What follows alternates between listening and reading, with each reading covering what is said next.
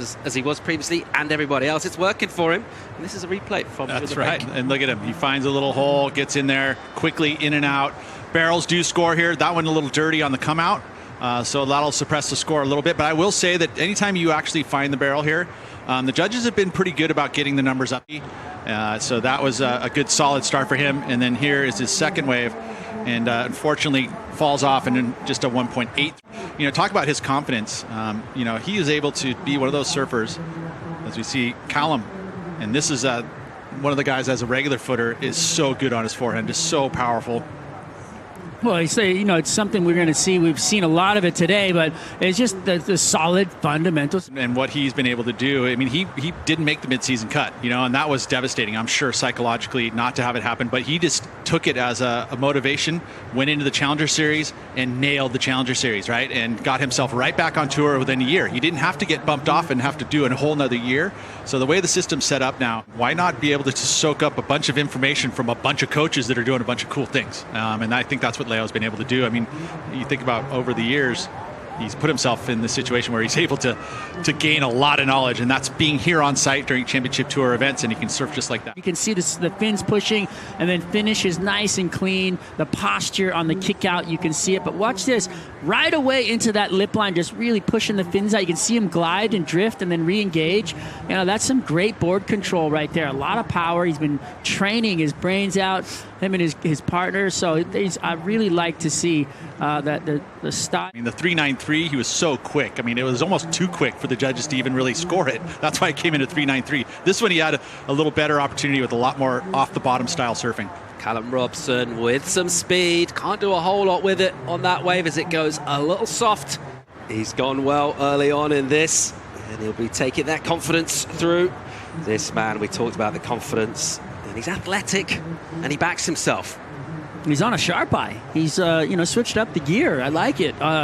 Man, I can't say it enough that there's a lot of surfers have made that switch. We saw Seth Moniz on one. Now we're seeing Leo on one. He sure does. And Jake finally on his first wave. Right, here goes the San Diegan with a nice rhythm. Couple of turns, decent combination. He's going to need a little more of that. Waited 8.5 minutes or so to get that wave, and he'll open his account. Just a reflection back on Ian, and I think one thing that you can say about Portugal as a whole, it was his best result on the Challenger Series. Yeah, you wrapped yourself around his parking spot figure and then said, "This is my pick." I saw you. Very best, the very elite surfers, making sure they peak towards the back end of the waiting period. So true. I mean, you look at John; he was able to do that. Just it wasn't like huge numbers came out there, but he surfed solid, won the heat.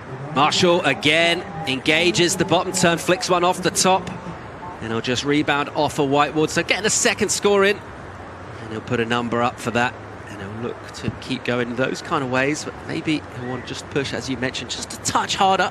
A definite curve, and it's right actually behind the fin. You know, a lot of boards go from behind the front fins, and then you've got that curve going all the way back by the back fin and then kicking all the way through. And the boards I've looked at from Sharp, I have that kick way back behind the fin. Beautiful looking wave for Fioravanti. Tags it a couple of times, maintains the speed and hits it again.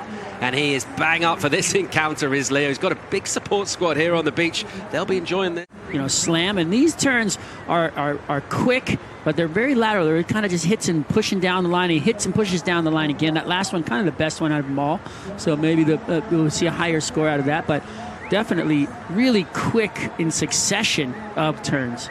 We admire the technique of Leonardo Fioravanti, out of Italy, based in France, but really a citizen of the world, comfortable at any venue on this tour, tagging this one, and he gets a good reward from the panel too, a 7-point ride. Look at that fist pump. Greg had brought it to the fruition, and sure enough, we've been here ever since. Big time for Leo Fioravanti, top to bottom, that time getting a little bit more release, so choosing a little different wave strider. This one gave him a little more pace. Yeah, you know, coming into these lip lines too, you see where the tail kicks out right there, you know, and that release right there is what the judges love to see when that wall stands up like that. Those are beautiful whips right there, very clean, crisp, but technical surfing when he lets all that fin out of the back. And he's been here since a very early age. I mean, he's come in here since he's 10 years old, in the CT atmosphere. So he understands, and he's a bit of a showman. He understands that you can grab the crowd. This is the place. It's the only European event you're going to have. So if you're going to get your fan base, it's right here. The Rip Curl, finals and get himself, a chance to win a world title. All right, just over 10 to go in this. Here's Jake Marshall. He's got some speed. He heard you, Pete. A little more X factor, right? I mean, again, you see it go through a heat. You don't want to be too drained out, and you want that like 2-hour like flux of the medium coming up to high. Kind of like right now. Yeah. Here's Robson. It's been a little quiet in this one. Got that 4.33 early on. Since then, nothing really thrown on the scoreboard. Here he goes. Here's Callum. Bit between his teeth here. And he'll flare up, try to collect the board on that, and just got a little away from him. Maybe that wind that was blowing into the rights earlier on has just lightened up a touch, and he'll have to go back out and try and get something else. These guys aren't even up above an 8-point total, and Leo's up here almost doubling them. So really insane heat for Leo. And here he is. He's been patient to wait for this. Beautifully done. Grabs the rail as he goes with a rotation above the lip. Leo is really enjoying himself out here, putting on a bit of a clinic to everyone else. Not just in this heat, but as you mentioned, trying to throw out the round with these kind of scores and tagging it to finish. It's a job well done from Fioravanti. He's coming in. He's got a minute left. He's like, there's another Puff Daddy move. He's going to park the car out front and go right into the club. All right, Robson here. Still looking for that 3. Backhand. Hits it pretty hard. And then he tried to recover that. Judges can be quite mean markers in terms of the white water and riding it. Callum comes up short, 2.27. He's still looking for that 3. So Jake Marshall's decision to let him go is vindicated by the score that comes in for the Australian. Meanwhile, here goes Marshall. Final 15 seconds. Nice clip off the top, and he'll wrap one around in the pocket. And then just throw a layback as a finishing turn. And that looks like it in terms of Callum Robson's participation in this heat. Of course, he'll be back for the elimination rounds. So that'll wrap it up. Really one-way traffic in terms of the dominance of Fioravanti, but a really entertaining heat. If you like entertainment, stick around. We've got Gabriel Medina taken to the water real soon.